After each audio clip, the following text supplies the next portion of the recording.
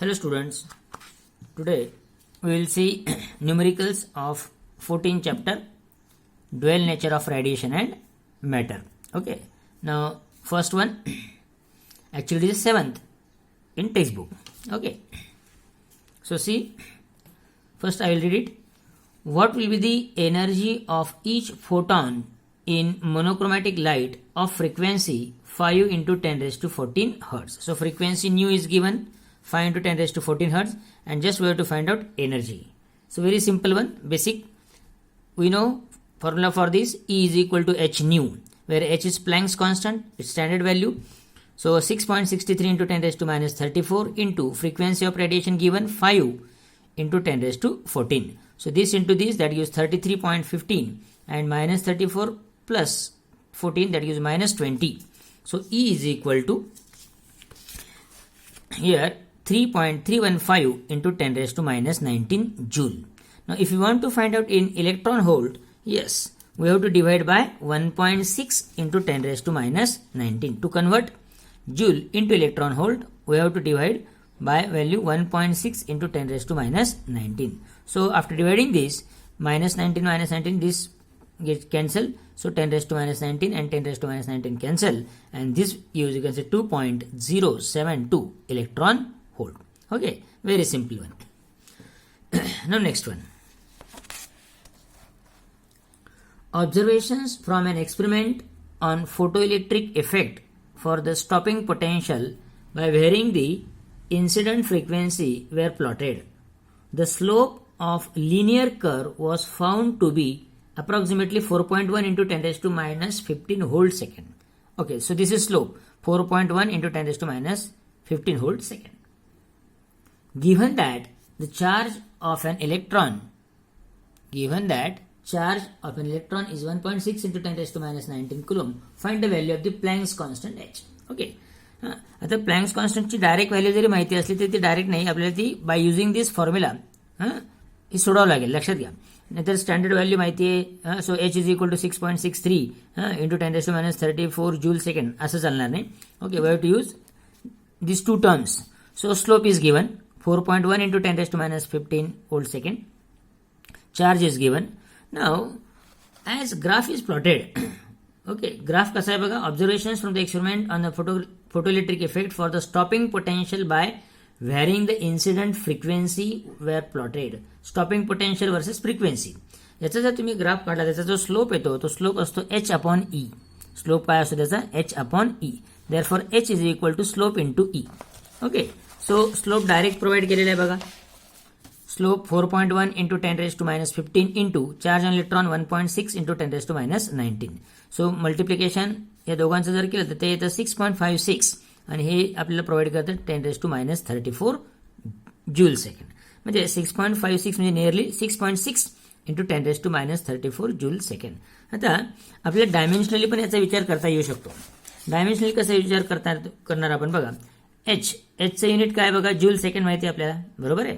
आता स्लोपचं युनिट काय दिलेलं आहे बघा, स्लोपचं काय, व्होल्ट सेकंड. सो मी जर हे टाकलं इथे तर स्लोप व्होल्ट सेकंड इंटू चार्जचं काय, कुलूम. चार्जचं काय, कुलूम. मग आपल्याला हे माहिती आहे 1 volt is equal to 1 joule upon 1 coulomb, म्हणजे 1 जूल इज इक्वल टू काय, 1 व्होल्ट 1 कुलूम. हे बघा, 1 volt is equal to 1 joule per 1 coulomb, हे माहिती आहे आपल्याला. याचा अर्थ 1 joule is equal to 1 volt into 1 coulomb, म्हणजे volt into coulomb, volt into हे कुलम. हे काय प्रोव्हाइड करते तुम्हाला बघा, जूल, आणि हा सेकंड. म्हणजे डायमेन्शनली पण आपल्याला असा विचार करता येऊ शकतो. Yes, that is volt coulomb, यांचं आपल्याला जूल मिळालं, हे सेकंड, जूल सेकंड. कसलं युनिट आहे, एचचं. So we can say that h is equal to slope into e. Okay, direct formula आहे. नेक्स्ट वन, 9th बघा. The threshold wavelength of tungsten is 2.76 into 10 raise to minus 5 centimetre. Threshold wavelength lambda 0, सेंटीमीटरचं conversion मीटरमध्ये. Explain why no photo electrons are emitted when the wavelength is more than 2.76 into 10 raise to minus 5 centimetre. Okay, हे फारच सोपं आहे, theoretical आहे. हा एक part झाला. पुढचा पार्ट आपल्याला दिलेला, विचारला what will be the maximum kinetic energy of electrons ejected in each of the following cases if ultraviolet radiation of wavelength lambda is equal to 1.8 into 10 raised to minus 5 centimeter and second part त्याच्यातला radiation of frequency 4 into 10 raised to 15 hertz is made incident on the tungsten surface. एक बघू आपण. पहिला part काय विचारलाय, why no photoelectrons are emitted when the wavelength is more than 2.76 into 10 raised to minus 5 centimeter. Simple है Rajan. What is the condition for ejection of electron? Mu is greater than mu 0. Frequency, threshold frequency, it should be greater than, incident frequency should be greater than threshold frequency. Incident frequency should be greater than threshold frequency. म्हणजे mu is greater than mu 0. काय पाहिजे आपल्याला, mu is greater than mu 0. He condition आहे बघा, इथे लिहितो एक minute. आपली कंडिशन काय आहे इन्सिडेंटसाठी, so that electrons can eject from the metal surface, nu is greater than nu 0. But we know C is equal to nu lambda. So nu is equal to C by lambda. So what is the relation between these? Inverse. जर mu is greater than mu 0 पाहिजे असेल तर lambda should be less than lambda 0. म्हणजे incident wavelength threshold पेक्षा कशी पाहिजे, small पाहिजे, तरच इलेक्ट्रॉन्स काय होतील, इजेक्ट होतील. सो इथे नेमकी उलटी कंडिशन आहे. इथे काय म्हणतोय तो बघा, इथे काय म्हणतोय तो, yes, why no photoelectrons are emitted when the wavelength is more. Wavelength कशी प्रोव्हाइड केलेली आहे आपल्याला, मोर, म्हणजे lambda greater than lambda 0 provide केलेला आहे. So this condition doesn't get satisfy. आपल्याला कंडिशन ही आहे, lambda should be less than lambda 0. Provide काय केलेले आहे, lambda is greater than lambda 0. And this is the reason that condition doesn't get satisfied, so electrons will not eject from the metal surface. बरोबर आहे. पुढचा part काय बघा, इथे लिहून ठेवलेले आहे बघा, हे condition of threshold frequency is not satisfied, so photoelectrons will not emit. आता if lambda is 1.8 into 10 raised to minus 5 centimetre conversion करून घेतलं मीटरमध्ये, मॅक्झिमम कायनेटिक एनर्जी विचारलेली. हा पण सोपा आहे. हे जे इक्वेशन आहे, या इक्वेशनला आइन्स्टाईन्स फोटोइलेक्ट्रिक इक्वेशन म्हटलं जातं. कायनेटिक एनर्जी मॅक्स किंवा max kinetic energy is equal to h nu minus phi 0. This is, you can say, Einstein's photoelectric equation, where phi 0 is photoelectric work function. त्याची व्हॅल्यू असते h nu 0. phi 0 किती असतो, h nu 0. मग आता हे बघा, के max is equal to, हे तसंच टाकलं, phi 0 ची व्हॅल्यू टाकली, h nu 0, h common, mu minus mu 0, h आत्ताच आपण बघितलं, C is equal to mu lambda, mu is equal to C by lambda. त्यामुळे mu 0 C upon lambda 0, C constant राहील. C common, SC in bracket 1 upon lambda minus 1 upon lambda 0. H value काय आहे, 6.63 into 10 raise to minus 34. C किती आहे, 3 into 10 raise to 8. Lambda provide केलेला आहे, minus lambda 0 दिलेला आहे. ओके, लॅम्बडा पण प्रोव्हाइड केलेला आहे आपल्याला आणि लॅम्बडा 0 अगोदरच दिलेला होता. So 2.76 into 10 raise to minus 7. Okay, so after this हे वर जाऊन काय होईल, प्लस होईल, हे वर जाऊन काय होईल, प्लस होईल. 10 raise to minus 7 becomes plus 7 आणि हे कॉमन होऊन बाहेर येईल. याचा रेसिप्रोकल 1.8 चा 0.5555, 1 अपॉन 2.76 चा रेसिप्रोकल 0.3623. याचं मल्टिप्लिकेशन हे आलं, सबट्रॅक्ट केलं, हे आलं. Okay, then minus 26 plus 7 minus 19 and after multiplication of this gives, you can say what, 3.842 into 10 raise to minus 19 joule. बरोबर आहे. देन जूल टू कन्वर्जन काय करायचं आपल्याला, electron volt, so divide by 1.6 into 10 raise to minus 19. So that gives 2.401 electron volt. अजून एक part विचारलाय, तिसरा part काय दिलेला बघा. तिसरा पार्ट काय विचारला आपल्याला, सी मध्ये, radiation of frequency 4 into 10 raise to 15 hertz is made incident on the tungsten surface. आणि मग काय काढायचं, परत मॅक्झिमम कायनेटिक एनर्जीच काढायची. ओके, आता पॅरामीटर वेगळा दिलेला आहे. लॅम्बडाच्या ऐवजी काय दिलेला आहे, फ्रिक्वेन्सी. म्हणजे मागच्या वेळेस वेव्हलेंथ दिली होती, मॅक्झिमम कायनेटिक एनर्जी काढायची होती. आता फ्रिक्वेन्सी दिलेली आहे आणि मॅक्झिमम कायनेटिक एनर्जीच काढायची. So k max is equal to h nu minus phi 0, h nu minus, हे आपल्याला माहिती आहे. Okay, phi 0 is equal to what, h nu 0. So h nu minus h nu 0 म्हणजेच काय, C upon lambda 0. h common, mu minus C upon lambda 0. h ची value टाकली, 6.63 into 10 raise to minus 34. म्यूची frequency किती provide केलेली आहे बघा 4 into 10⁻15 put here.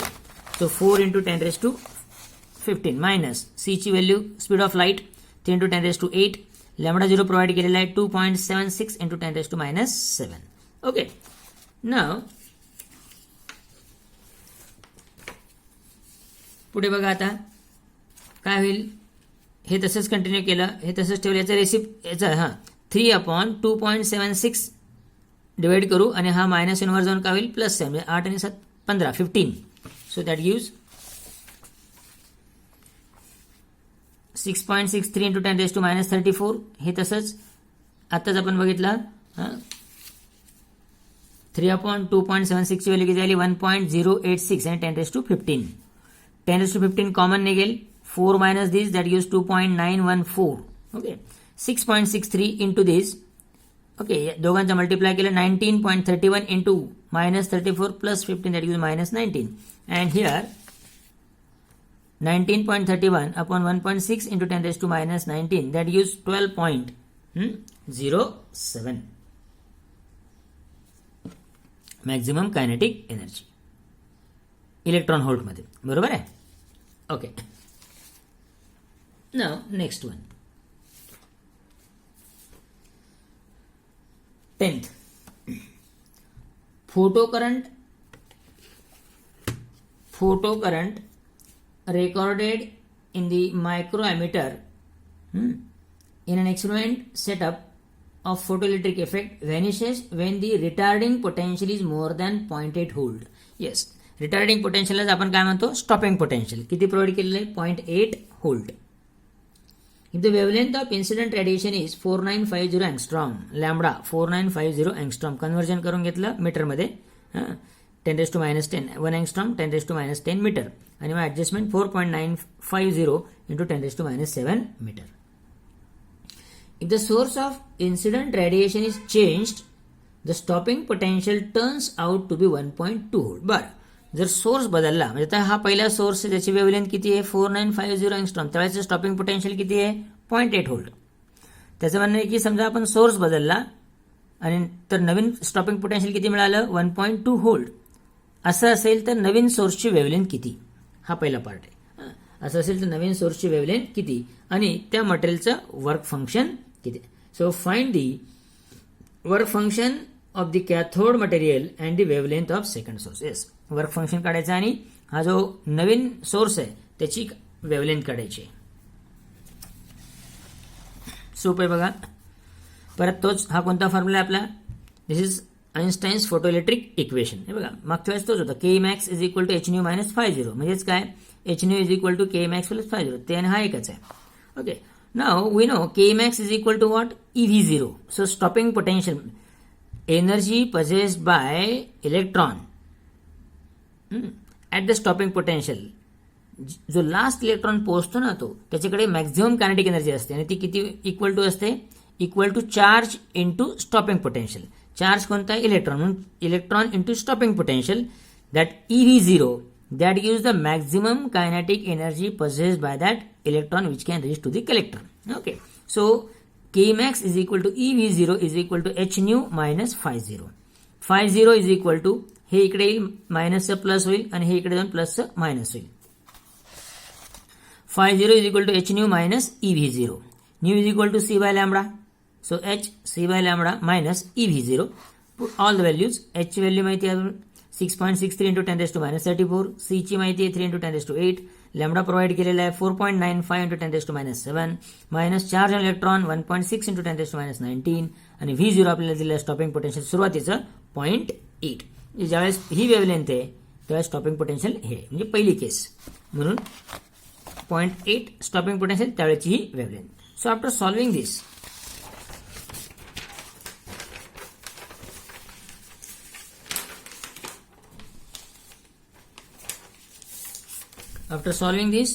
yes we get 19.89 into 10⁻26 upon 4.95 into 10⁻7 minus this.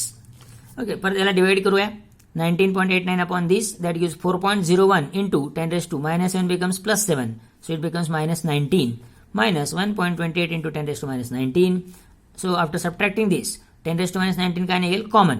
So 2.73 into 10⁻⁹ joule. हे झालं जूलमध्ये. आपल्याला कशात पाहिजे समजा electron volt. So divide by 1.6 into 10⁻⁹ that use 1.71 electron volt. बरोबर आहे. आता सेकंड केस बघा काय ना. सेकंड केस काय EV0 डॅश म्हणजे आपला दुसरा सोर्स त्याच्यासाठीची ही काय स्टॉपिंग पोटेन्शियल. सो समजा त्याच्या वेळेचा सोर्स वेव्हलेंथ किती आहे लॅम्बडा डॅश. सो आणि त्यावेळेचं स्टॉपिंग पोटेन्शियल किती आहे V0 डॅश. ओके मटेरियल तेच आहे त्यामुळे फोटोइलेक्ट्रिक वर्क फंक्शन कसं असेल same.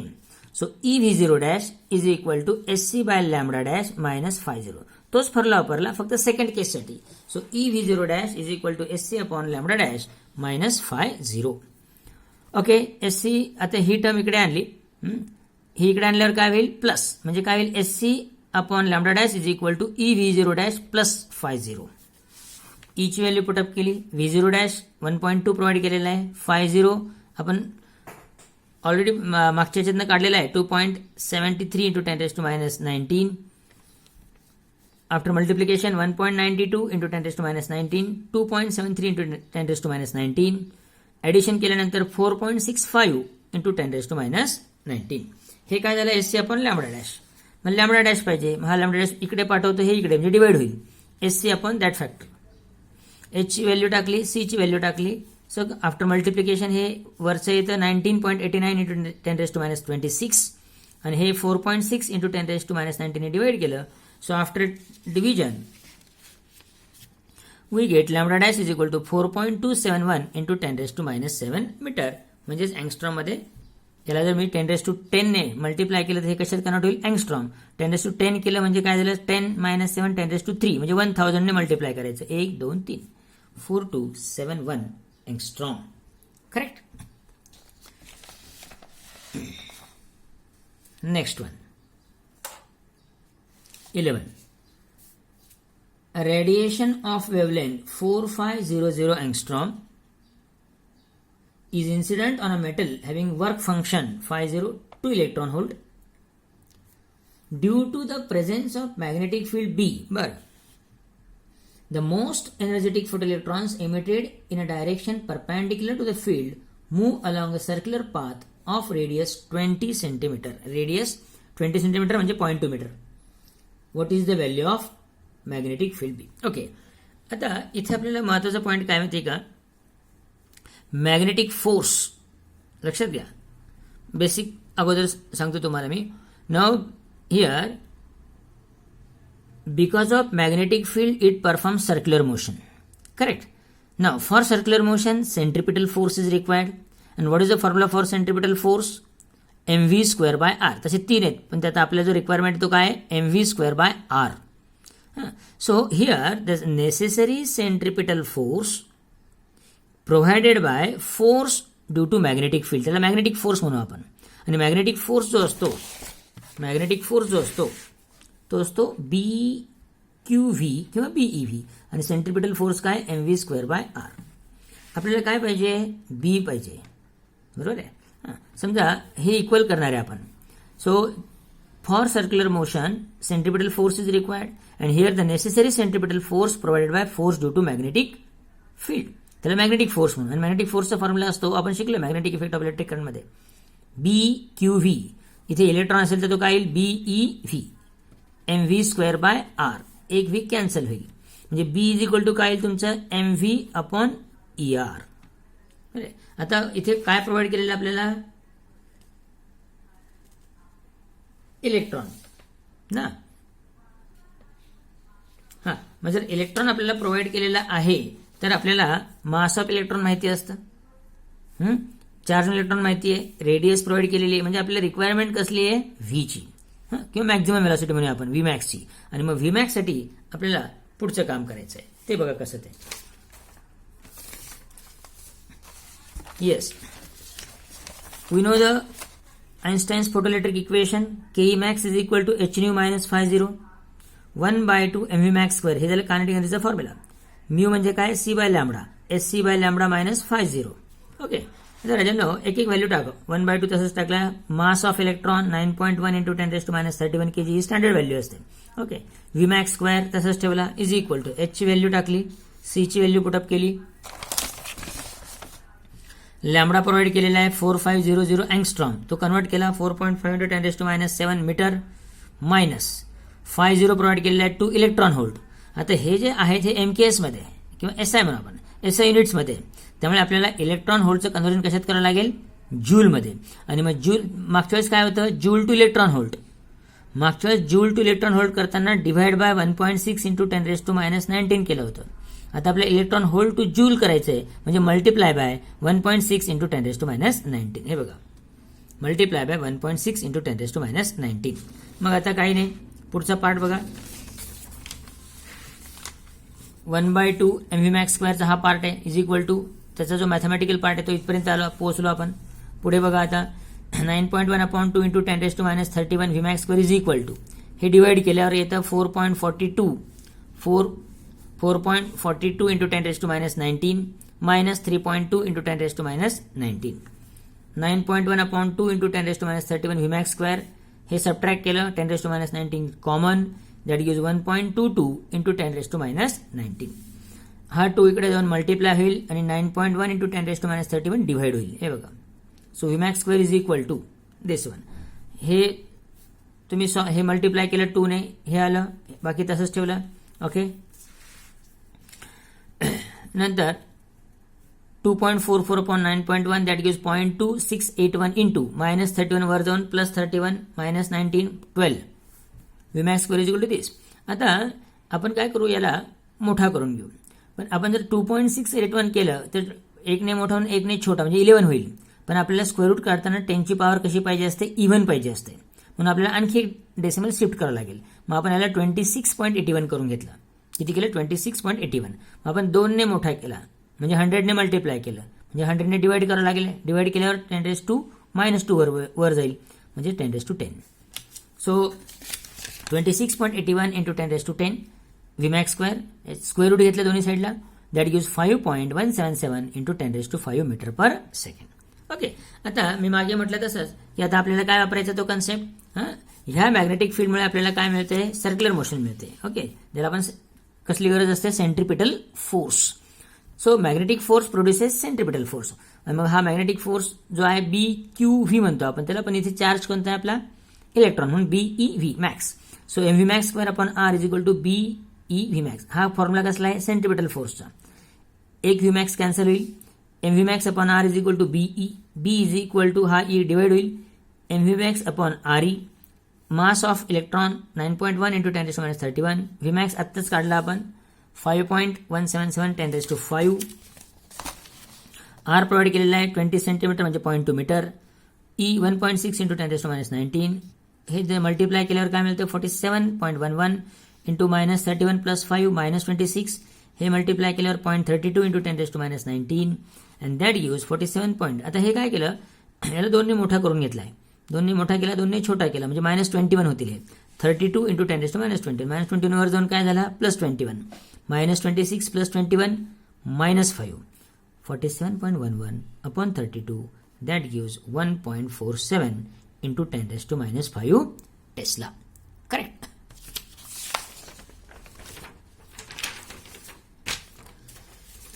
Now next one 12.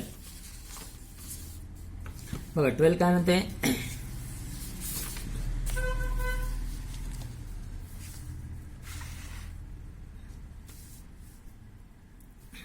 given the following data for incident wavelength and the stopping potential obtained from an experiment on photoelectric effect, estimate the value of Planck's constant and the work function of the cathode material. What is the threshold frequency and corresponding wavelength? What is the most likely metal used for emitter? Okay, एक एक बघू आपण.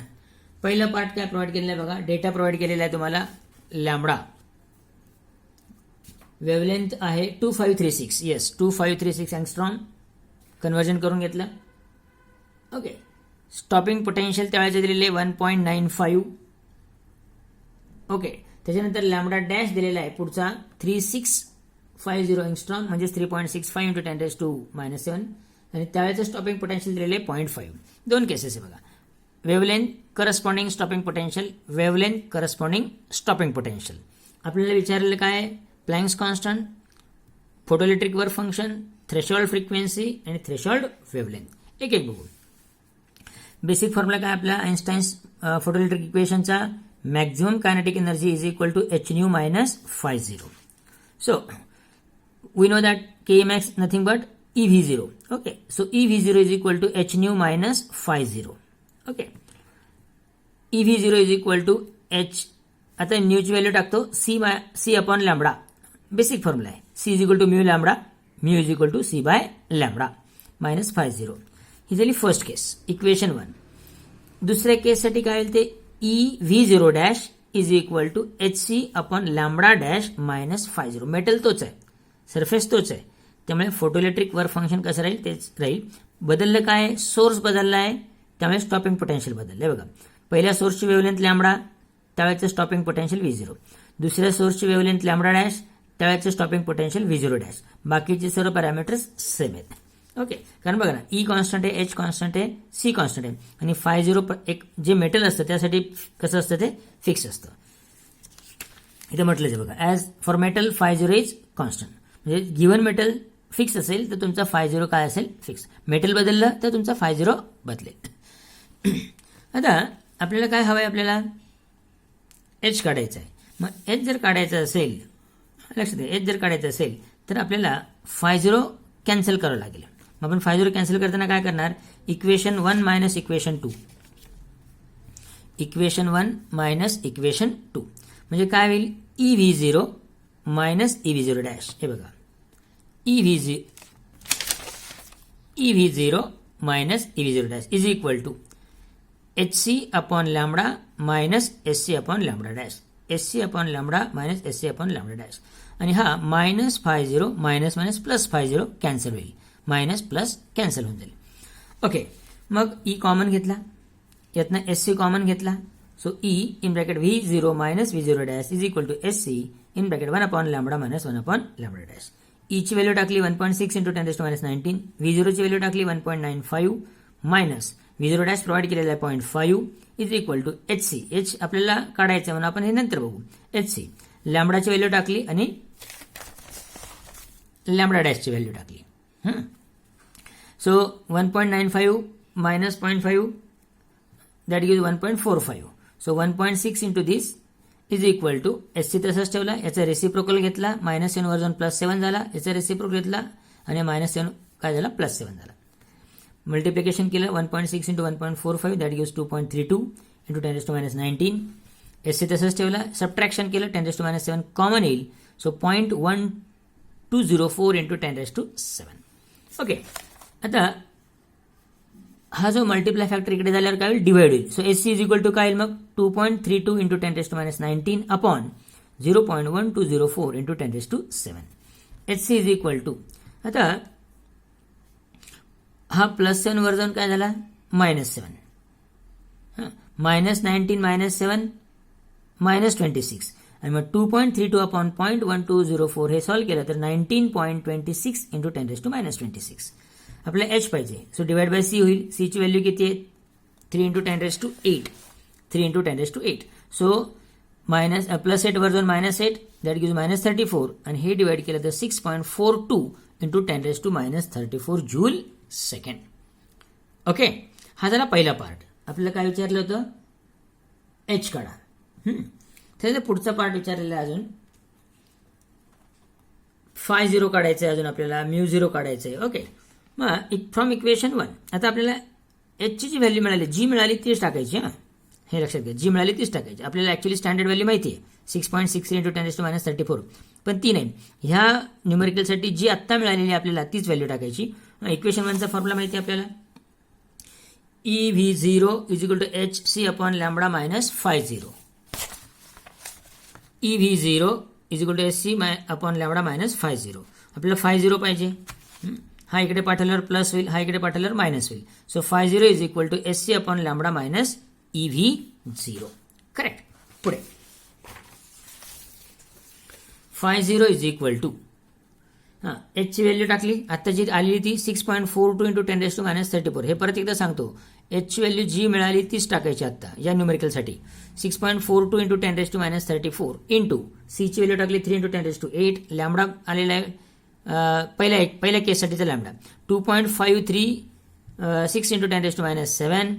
त्याच्यानंतर तुमचा EV0 आहे ना, E किती आहे 1.6 इंटू 10⁻19 आणि V0 पहिल्या केससाठीचं 1.95.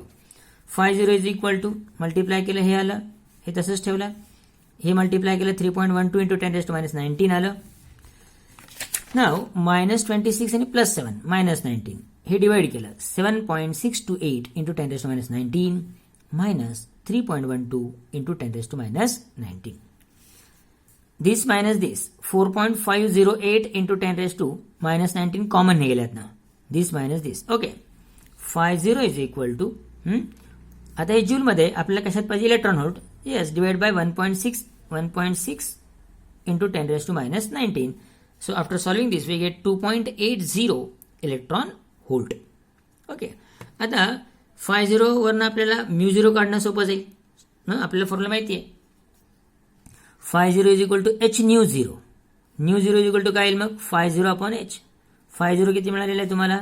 आता हा इलेक्ट्रॉन व्होल्ट मधला आहे, आपल्याला h कशामध्ये असतो SI मध्ये, त्यामुळे SI मधलंच घ्यायचं. 4.508 इंटू 10⁻19 जूल, कारण हे जूल सेकंड आहे ना, लक्षात घ्या, त्यामुळे SI वाला. So 4.508 into 10⁻19 upon h. परत तेच ह्या न्यूमेरिकलमध्ये जो आपल्याला h मिळाला तोच घ्यायचा. 6.42 इंटू 10⁻34 -34 वर जाऊन प्लस. ओके आणि हे सॉल्व्ह केलं तर 0.7021 इंटू 10⁻15. लॉगने केलं तर हे 6.976 इंटू 10⁻14 हर्ट्ज येईल. ओके साधारण 7च्या आसपास. Okay 7.0 into 10⁻14 hertz. ॲडजस्टमेंट आहे फक्त, एकने मोठा एकने छोटा. So 7.021 into 10⁻14 hertz. आता हे काय मिळालं μ0. पुढे अजून काय काढायचं याच्या यूज करून λ0. आता बेसिक फॉर्म्युला आपल्याला काय आहे, velocity is equal to frequency into v is equal to n lambda. v is equal to काय n लॅम्बडा. लाईटसाठी काय घेतो आपण ते c is equal to nu lambda. c is equal to nu lambda. c is equal to nu lambda. Threshold case आहे म्हणून μ0 λ0. c is equal to μ0 λ0. λ0 is equal to c upon μ0. c speed of light standard आहे 3 into 10⁸. μ0 आत्ताच काढलं ते 7.021 into 10⁻14 किंवा लॉगने हे येतं साधारण 6.976 इंटू 10⁻14. ते जर घेतलं तर परफेक्ट मॅच होतं answer 6.976. So that is 4.300 10⁻7. So nearly λ0 4300 angstrom. किती येईल साधारण 4300 angstrom. Okay so this is you can say 12th one. पुढचे न्यूमेरिकल्स आपण पुढच्या व्हिडिओत बघू.